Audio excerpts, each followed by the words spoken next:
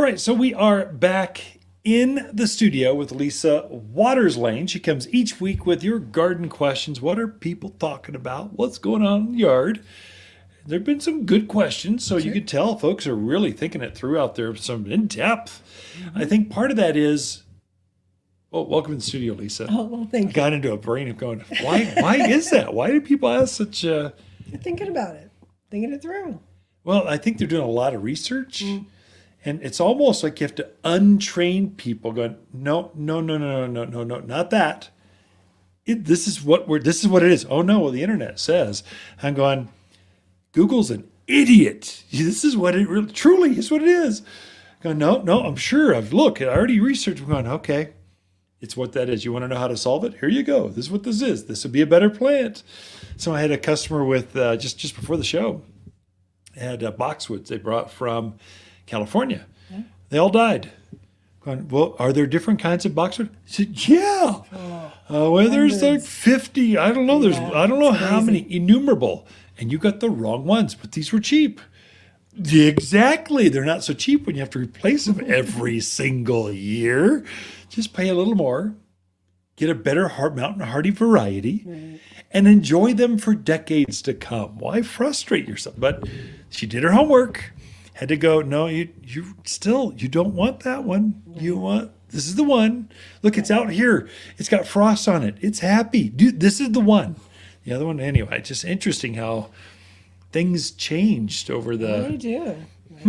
I can't imagine being a doctor. Oh, my goodness, yeah. So many people, I'm sure, diagnose themselves. Yeah.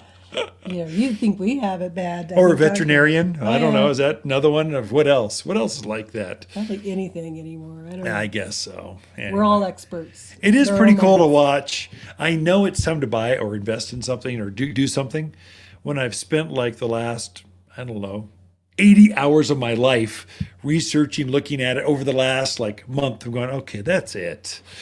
I obviously want one. Time to drive a new, time to get a new, try to plant this new. It's time. What kind of garden questions we got? Sure. Enough about this. Enough of this. Society has changed. Surprise. So Jennifer lives in Congress. Congress, awesome. And she would like to know, would a lilac grow okay in Congress? Okay. If not, what else would you recommend? Oh, so I think lilacs would do splendidly right there. It's perfect. I think you'd do fine. So you get that cold air spilling off of yarnell, kind of spilling down on top of you. I think you'd be fine. Lilacs have a surprisingly deep taproot. And so it'd definitely be worth the try. The question really comes down to, do you have a spot? Where's the sun? Will it take full sun and it's 105 out? Which I think it'd be fine. You just have to watch your watering because you're probably 10 degrees warmer. Well, 5 degrees warmer than Yarnell. You're 5 degrees warmer. Yarnell's 5 degrees warmer than, say, Skull Valley, and Skull Valley's 5 degrees. It's a little bit warmer. Like a zone 9 there? Yeah, 18? I think they're, yeah. Pretty warm. Yep. What do you think? I think there's other plants that you could put in that would be happier. Butterfly bush. Smoke bush. Crepe myrtles. Yeah, there's a ton of them. Rose of Sharon. Yeah. And you would get a longer bloom time. Yeah, true. Because, lilacs are wonderful. They do terrific up here in the Quad City area. But a little lower, like Wickenburg, Congress, I would say. I think if you want to try that, go with the miniature variety. Yeah. The repeat blooming variety. And plant it in, let's say, an east side or next to a covered patio. I bet they'd be fantastic. That's a good idea. So it's worth a try. And then report back to us. Jennifer. You never tell a gardener. How'd they do? That's right. I never tell them whether they can or can't. What do you mean I can't grow a saguaro up in the pines? Well, it's never been done before, but go for it. They'll prove it. 5 years later, they're going, you said I couldn't do it. Look, it's in a pot. They put it in their greenhouse, doing all kinds of crazy stuff to make it go. But hey. All right, next question is from Ron in Prescott. He wants to know if he can grow grapes in containers and will they still produce fruit in a container? He just said it's so hard to dig in the soil. He's trying to do it the easy way. Ron. Get a jackhammer. Yeah, you can grow grapes in a container. A big pot for sure. even a smaller pot. They make new varieties that are coming out that are meant to be dwarfed. Same with blackberries, they're meant to be shorter. Raspberries, blueberries, these are all fruiting things that do well in a smaller confined area.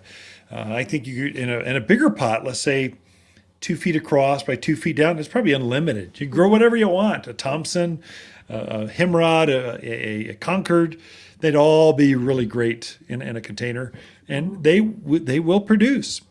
You'll have to be careful in a container in that once they have fruit, any plant has fruit on them, they're more sensitive to underwatering. So you want to be spot on with that irrigation, but you're using a container, you're close to the house. It's easier to monitor those than it is way out there against the fence or something. So I think, Ron, it's worth a try. I'd say look at the dwarfed varieties of grapes. Typically they're seedless, shorter varieties that produce, the fruits might be a little bit smaller, but they'll be sweeter because all that sugar is going to be condensed in a smaller fruit. But I think they do. My mouth's watering just thinking about them. Actually, Monrovia grows they call it their Zestful series. Yeah, right. And it's actually like a normal size grape. Very, very sweet, very good. But so something Ron, like that would be. look at Zestful grapes. We'll have them. Do we have them in right now? Not yet, but we'll get them. Okay, They're coming. Grapes are a little late to kind of leaf out. Yeah. So there's just twigs in a bucket. We leave them at the farm so they can leaf out, a week or two earlier, kind of inspire folks. But I know we've got blackberries and raspberries in right now. Quite a we few do. blueberries you could plant right now. Strawberries galore. So you can all plant those. Start there, Ron, and then kind of build up from there. There you go. All right. Next question is from Steven. He lost a large, fairly good sized Pinon Pine, just blew over in the wind. That's hard. He wants to know what are the chances of finding another Pinon in that 12 to 15 foot Yeah. range.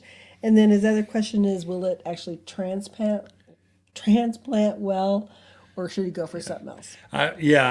So Ron. Steve. Steve. Ron was last one. Steve this one. I'm trying to so keep confused. up. I kind of write them down so I don't forget. I don't have the question. So Steve, no, it's not gonna. You can't find a 12-foot Pinon Pine. That's why it's so hard when you lose a native that size. They can't be replaced. Right. I'm sure that we have some that are up head high, kind of our height. In that range, you can, and then it will grow. If you're doing that, I would say go with the single leaf Pinon Pine. It's the one that they harvest the pinon nuts off of. It's kind of a little chubbier, less prone to blow over, less prone to scale, bark beetles, and that kind of stuff. You have to really ask, why did it blow over?